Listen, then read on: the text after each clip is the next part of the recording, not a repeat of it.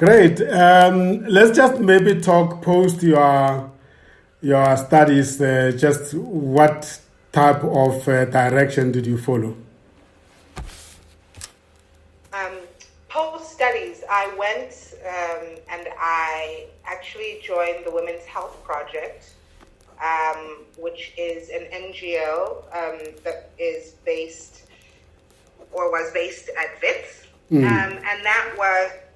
So I had always wanted to, I think that the civil society has always been very interesting for me, and the development space generally. So it was wonderful. It was actually my first experience in terms of working it was my first job, but it was also my first experience in terms of working in an environment that was all female, which was wonderful. It was only women who worked there. So it was wonderful to start your career working amongst women with women. You know, it was, I learned so much in that period, but it was also made it almost a safe space, if you will. Yeah.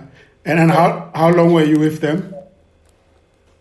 I was there for about a year or two. Mm-hmm. And then Yeah. And then I moved over to from the Women's Health Project, I moved over and I had actually decided that communications marketing generally is a space that I'm interested in, and a career that I wanted to find out more about and develop. So I worked for the Carnivore restaurant in Misty Hills Hotel. Oh, yes.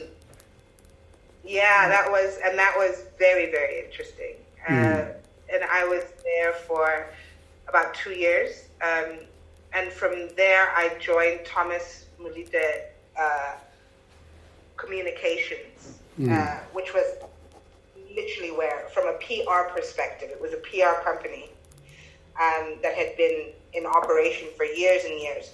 It was run by a wonderful woman named Barbara Schultz, an amazing, and she taught me everything that she knew from a PR perspective.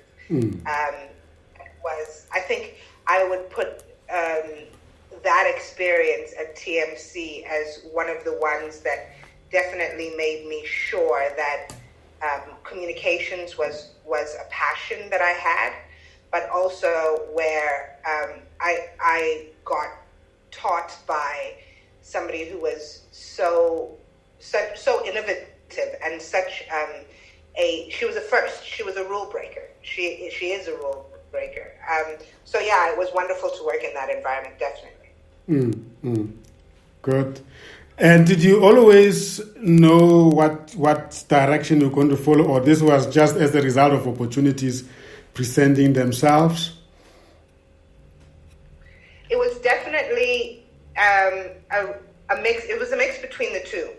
So I kind of fell into communications broadly. I had initially thought that I had an interest in advertising, which is obviously very specific. And then as I worked and looked at the broader umbrella of communications, I realized how much I liked it and how much I liked being able to be in environments where I could create, but also where I could write.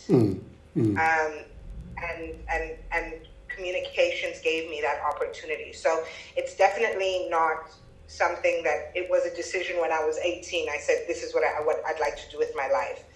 It was the working that molded that. I had an interest already, but it was definitely shaped by the opportunities that followed. So will you say that those two jobs, first two careers or jobs, laid the foundation for the subsequent career directions you followed? Yes, I would say definitely. The first three jobs. Yeah. The Women's Health Project, but more so Misty Hills and TMC. They definitely put me firmly on the communications path. And where did they deliver you to? They delivered me eventually to Oliver and Adelaide Tambo Foundation. Yeah. I had gone to. I went to. After leaving TMC, I worked for a startup, which was Pigma Consulting, and I worked there with my sister, and I was responsible for, again, the communications. And in terms of what I'd learned in my previous organizations, this gave me the opportunity to implement, to design a communication strategy from beginning to end, and then to implement the strategy that I had created, from logo development to CI, and just deciding what the look and feel would be of the organization, what the business cards would be. It was literally almost a turnkey exposure to doing every single part of the community package, and that was great. And from there, and it was centered in telecommunications, so that was also a very exciting space. It is still a very exciting space where. At the time, we were doing a lot of work around universal services and access for all South Africans. It was just really exciting. Vodacom, Cell-C, all of these companies were not necessarily new, but newish. You know, they were being formed or had just been formed, and so it was a really, really exciting time to work in that space. From there, I went to the Department of International Relations and Cooperation, and there I worked there for, I think it's the longest time I've been in one job, and that was for about almost 9 years, 8-9 years. That was very exciting. It had wonderful opportunities from a travel perspective, and again, it gave me a different view on ways in which communication takes place. So that was obviously from a government perspective, but the learnings were amazing, and the opportunities were amazing, because it was literally selling the story of South Africa to the rest of the world. I mean, what could be more exciting? Wow. So it was definitely firmly entrenched me into that space, but the opportunities were amazing. They were. I traveled the world, and I learned. And what was the specific portfolio that you were holding? Strategic communications and marketing. So where I had been headed. Okay, strategic communication. And yeah. And which countries were you assigned to, or is it across the globe? So I was based at head office, which serviced all of our missions globally, of which we had 126. I'm not quite sure how many there are now, but then it was 126. So it meant a lot of doing toolkits. I think it was very interesting in terms of looking at language, which I talked about earlier, and how you then communicate to that many audiences. I mean, the audience is the entire country and the entire continent and the entire world, you know? So you get different levels of communicating and learn basically the difference between how you can tweak that on those different levels. So it was very, so I wasn't in one country. I went to countries and I was from a support perspective, head office support for the rest of the world. I see. And which countries, other than the ones you lived in, that were quite cool for you?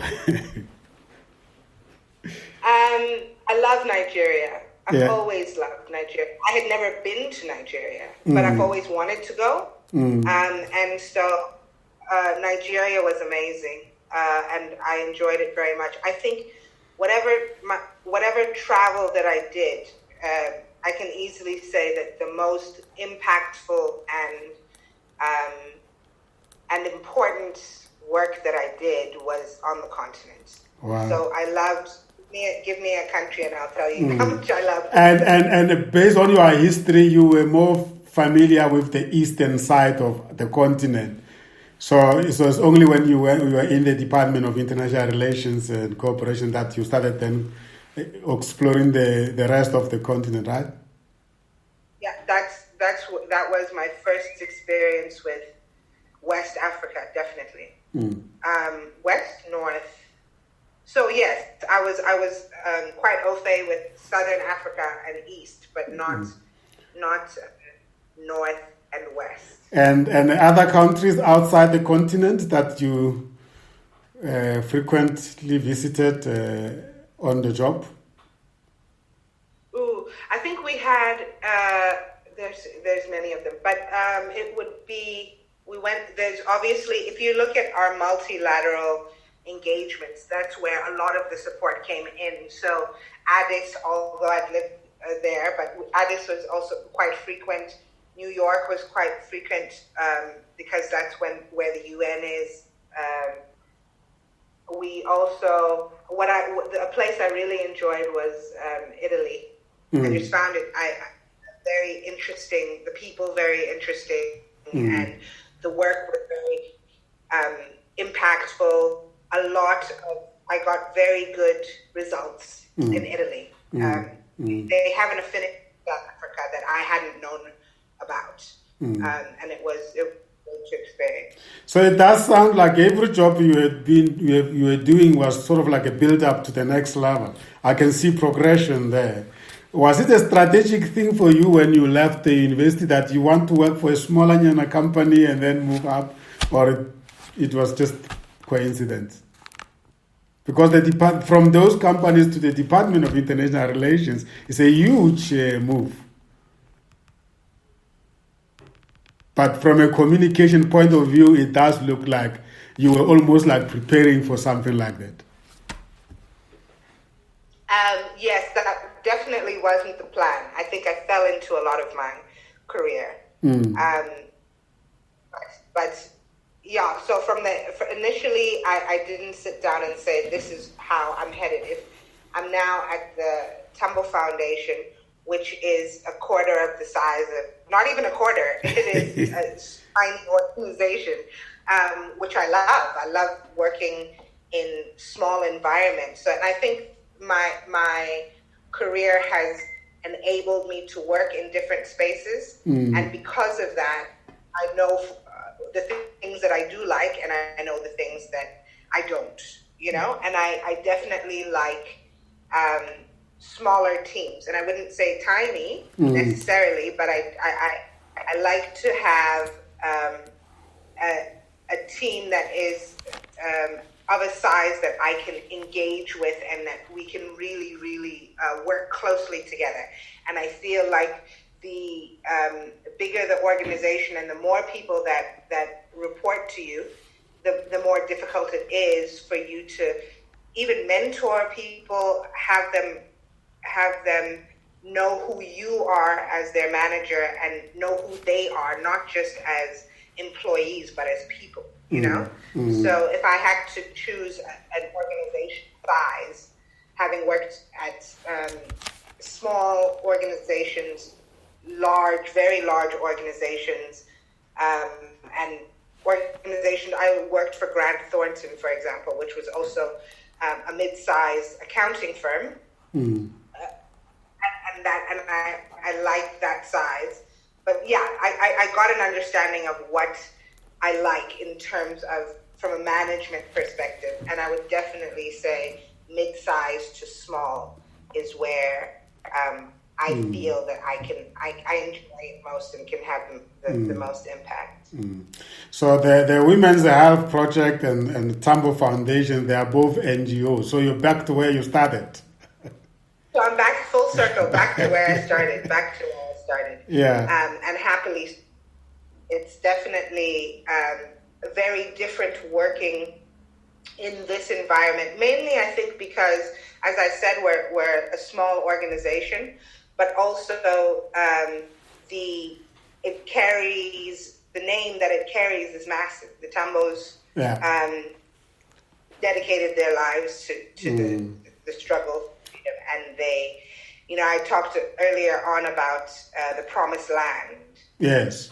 And in many ways, for people who were in exile, you'll often hear people using the biblical reference of Moses in terms of what Oliver Tambo did, and how, although he didn't live for much longer after coming home, he led us back to the promised land. Yeah. So there's definitely something where I feel it's full circle to be in an environment working for the people who did so much to ensure that I could come home. It's so beautiful that you say we put it in that way, but also in the sense that the OR did not, as you said, it didn't live long. So the foundation is almost like something that those who didn't have the opportunity to engage with him will sort of like use it as a reference. But I'm sure the foundation's work is not political work from what I see. It's something else. What is it? What we're here to do, it is not political work per se. What we're here to do is to promote and preserve and protect the legacies of both Oliver and Adelaide Tambo.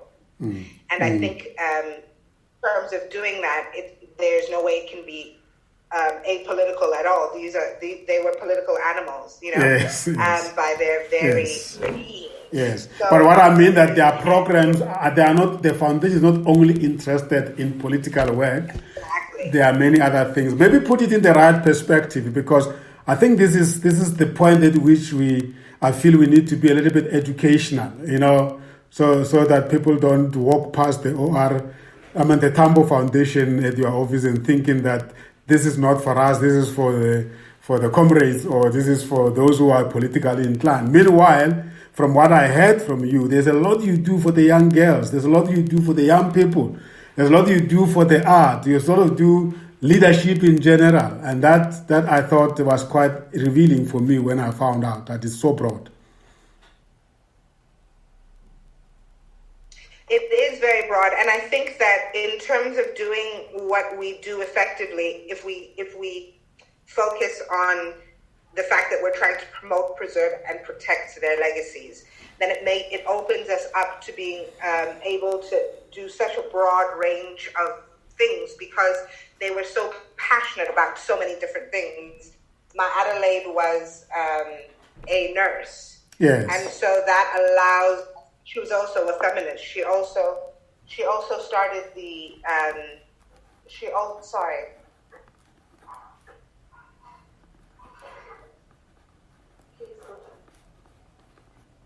Sorry about that. She also, so she was a feminist. That also gives us a lot of room to do work around gender-based violence and to do work in her honor, going back to the promotion and the preservation of their legacies, So we've partnered with the Nelson Mandela University in order to look at how we can go into my Adelaide's history and ensure that it's correctly documented. We've done a number of events that are centered around her in order to elevate her profile, but also to elevate the fact that if you look at the liberation struggle, you find that the role of women can be brought more to the fore, and she's, in terms of how she's perceived, we go through great lengths to make sure that people know that this was a woman in her own right, an activist in her own right, a feminist in her own right, and a freedom fighter in her own right. So there's a lot of work that we do just in terms of talking about the impacts of gender and the gendered society that we live in, and patriarchy. And that really falls under the banner of Matambo. And then it also allows us to look at the health base. and the role that different aspects of health play, mental health, all different kinds. So we do that as well. And then in terms of Oliver Tambo, I think our work is more centered around ethical leadership. We do a lot of thought leadership dialogues, where we bring together leaders of today, as well as leaders of the past, meaning a lot of the people who worked closely with Tambo are older, and they form a huge part of our audience because they are the people who were trained by him. They were the people who understand what his value set was and understand why he was doing what he was doing, and we're side by side with him, in terms of the liberation of the country from the outside, because there was also all that was happening inside. It wasn't an either or. It was two sides working together in order to get to the 27th of April, 1994. So a big part of what we do is engage the people who knew Tambo and the people who spent time with him, and try and get that message to a younger generation of who he was, what he did, but also, and most importantly, what he stood for. What is values-based leadership? What does it look like in 2020? What must young people do with it? Why should they espouse his values? So just really having engagements with young people and with the general South African public about why those values are still resonate today and why they're so important. Which are those values? The values of humility, of ethical leadership, of values-based leadership, the principles of democracy. So those are they're almost the anchor upon which the foundation does its work. And how is the response from the young one, the youth? The response is good, but it's definitely not easy. And that is because Tambo is not necessarily someone that a lot of them need to be taught who Tambo was. Like from the it's not something like when you say Mandela or Slovo or Kathrada, where it might immediately, for South Africans today, might immediately ring a bell. They know the name Tambo, the younger people, obviously. Yes. You can't not. But they don't have a necessarily link of what he did and what his contributions were. So it's we have a lot of tools that we use. There are movies that we do movie nights, for example, trying to ensure that people know who he was through different mediums. Our social media is extremely active, and we have and facts about. But again, it is still teaching a whole new generation of people about somebody who lived now.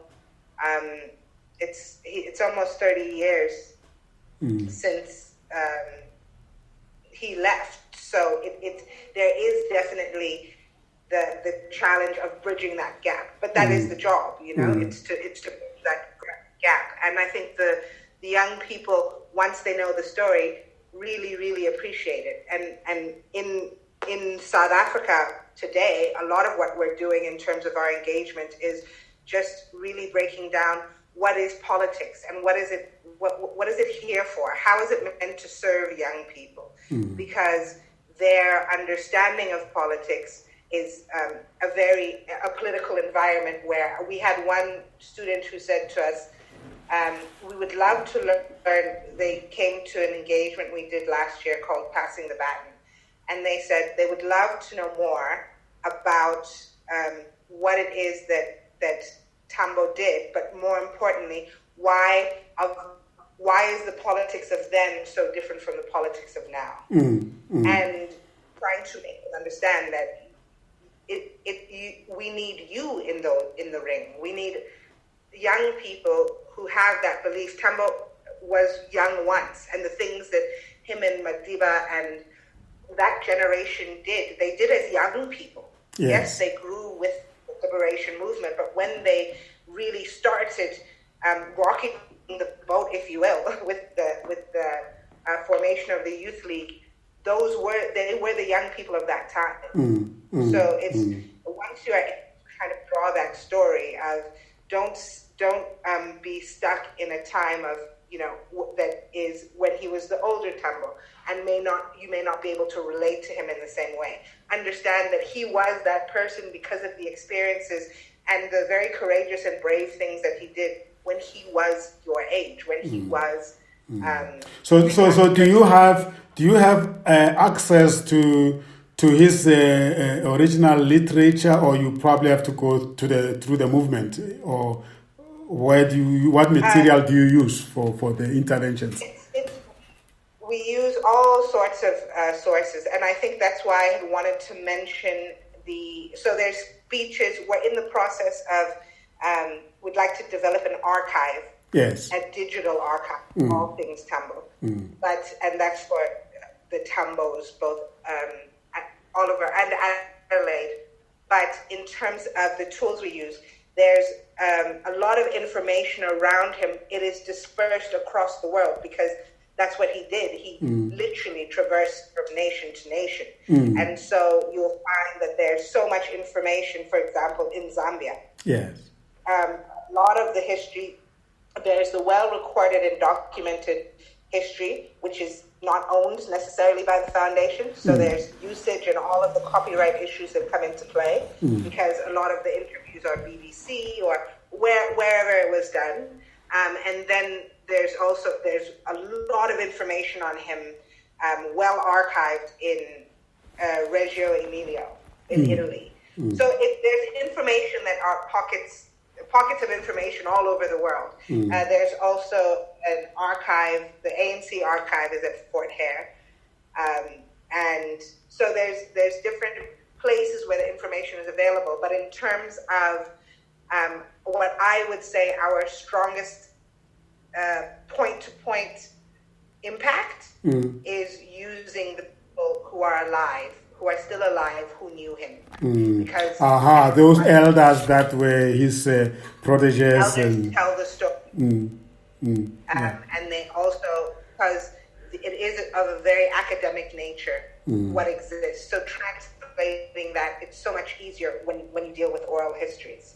So we do a lot of work. Last year we did an event where we just had different people who knew Tambo stand up on a stage and tell us one story. Just tell us about one memory you have. And it was a deeply moving evening. And the majority of the audience was under the age of 40.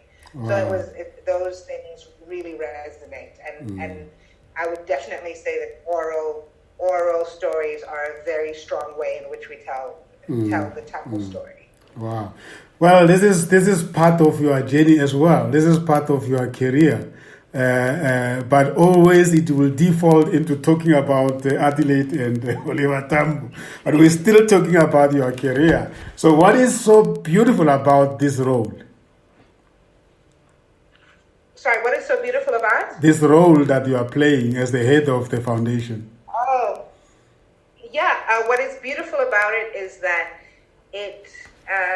there's a lot of learnings that I've done. There's a lot I've learned about because to go from that environment and into a CEO position, I'm really grateful and honored because it's a wonderful environment to learn the ropes. Because I have a wonderful board and they're very understanding, but they're also in terms of the different ways of governance, and they're very patient. A lot of them. Tambo as well, so they have an understanding of how important it is to deal with a young person and teach young people. So one of the best things about working is having the scope to work, but also knowing that there's room for me to grow and for their understanding and opinion. I know that the objective is to sustain the legacy of Adelaide and Oliver Tambo, but what are the goals that you have set for yourself, for the foundation, so to say? That will support that objective of retaining the legacy. Well, I think some of the things that I mentioned fall right under that. Yes. And that's in terms of when you look at what our streams are and how we're trying to highlight and preserve his name. The goal is to ensure that young people who are under the age of 35 today, not only know who Tambo was and know who Adelaide Tambo was and know what they did, but most importantly, the goal would be to get them to want to espouse their values. That's the end goal. And that is measurable. That's the point I wanted to raise, that the objective is quite clear, but the programs that you are doing, what are they achieving? So they need not just to hear it, but you want them to sort of like espouse that and emulate it and practice it, right?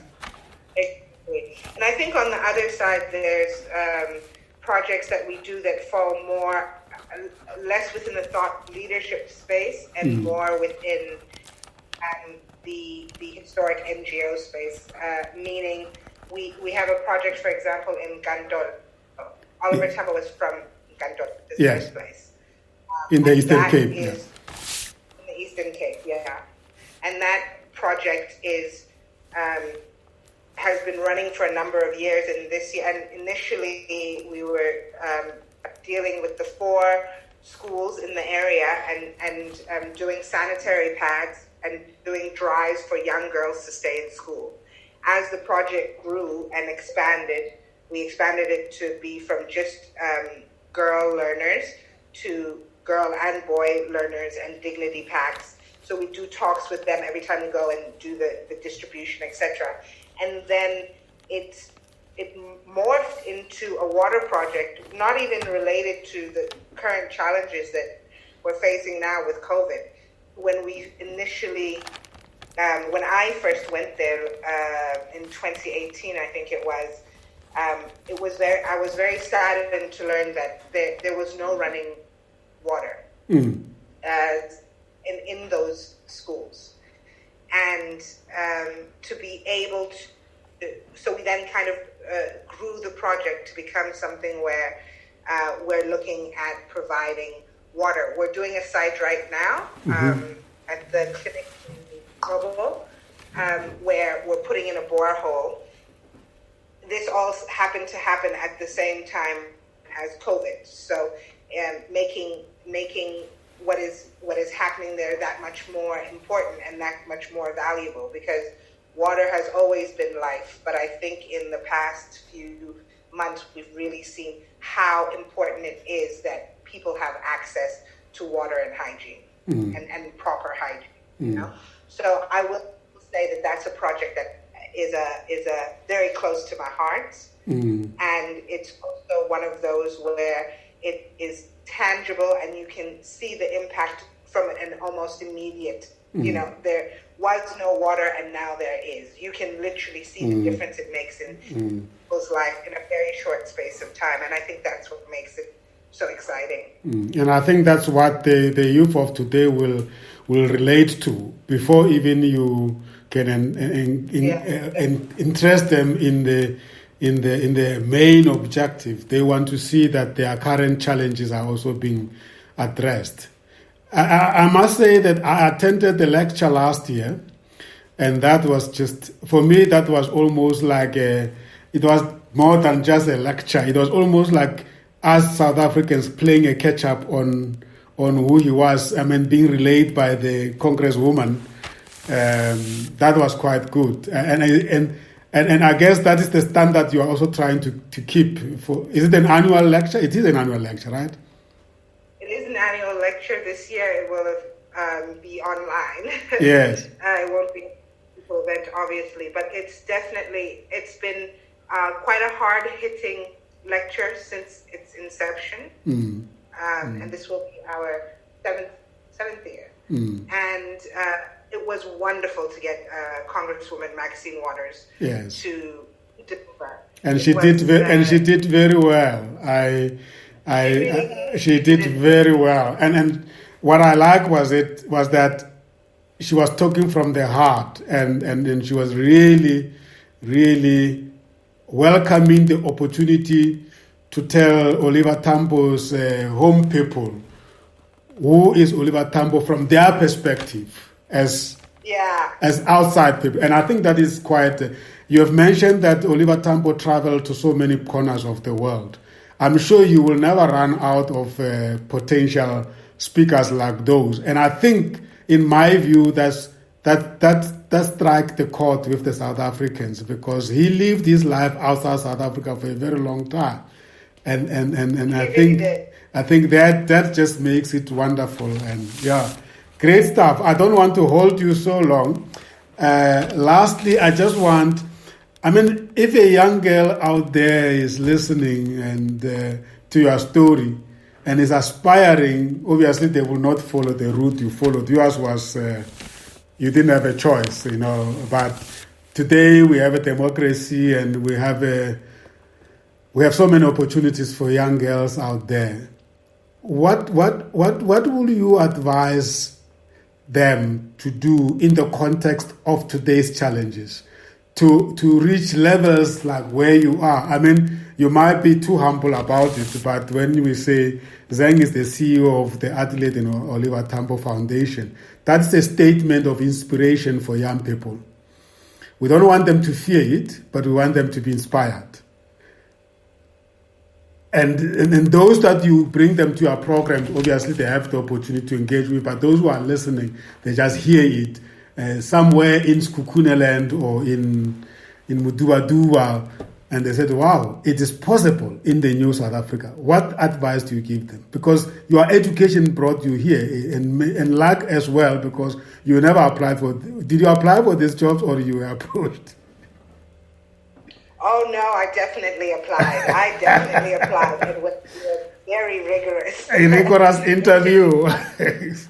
Yeah. But you know what? I think if there was a piece of advice that I would give, it would be, other than education, which is a Tambo quote, but other than getting that education and education is crucial, but also the sense of understanding of who you are. You can't do anything without passion. You can't succeed at anything without passion. If something becomes tedious and boring, then it's time to not do it anymore. And I think as long as you're in a space where it is, whether it's difficult or not, you wake up and you are passionate about it. You are excited to see how your day will pan out and who you will be able to reach with your message, then you're good. No matter what the career is and where it is, there's nothing more important than truly being passionate about the thing it is that you are doing. Is the foundation open to approaches? If people want to know more about what you do, is there a way of them getting in contact with the foundation? And what are the contact details, and where should they go? There is all of our social media handles are all at Tambo Foundation. So that's on Twitter, Facebook, all of our social media. And then in terms of getting hold of us, our website is www.tambofoundation.org.za. And you can also contact through our offices. We get a lot of young people who just are looking for more information, etc. And they generally will reach us by sending an email to Nolwazi at tambofoundation.org.za. Fantastic. Because what we want to encourage is people not to think that these foundations are just for certain people. Especially young people. The history they are going to study or that they are already studying, they can also get it directly from foundations like yours. And Oh no, definitely. And there are also there are many opportunities. So anyone who's interested in learning more about the Tambos or how they can participate in our events, I encourage them to definitely send an email directly to us. Yes. So that we can add to our database and then also look out for you when there are opportunities at the foundation. And the website is tambofoundation.org.za, né? Yeah. And are your events always published on the website? Always. All things we do will be published, and they're all generally we only host events that are open to the public. Though we do have a cap, obviously, from a numbers perspective, etc. But we definitely anyone is welcome to join us, and we would love that. The more, the merrier. Fantastic. Any closing remarks from you? No, I think we've covered so much ground. Just to say thank you to you for the opportunity and all the good work that you do. I think giving people hope and allowing people to have access to different kinds of people with different who are in different phases of their career is admirable. And you do it very well. So thank you very much for this opportunity, both from the foundation and personally, yes, as Zengeziwe. Yeah, thank you very much for being generous with your story, especially the earlier story. It's always inspiring to hear where people have all been and how people came back to the promised land and not sit back but continue working hard. It's a pleasure listening to you, and I'm sure our listeners will appreciate the contacts you have given, and those who are really fascinated about the work of Adelaide and Oliver Tambo, I'm sure they will contact you. And there's a lot of students who are doing research that might also want to come and talk to you about them. Beautiful. Perfect. Thank you so much. Thank you. Thank you very much. Thank you very much. We appreciate it. Ladies and gentlemen, that was Zeng Msimang, the CEO of the Adelaide and Oliver Tambo Foundation. You have heard her story. It's quite very inspiring. I'm just glad that she's enjoying what she's doing. Full circle. Started with the NGO and now back with the NGO and doing great work indeed. Thank you very much for tuning in. We look forward to hear from you next time. My name is Zeng Msimang. Take care and be safe.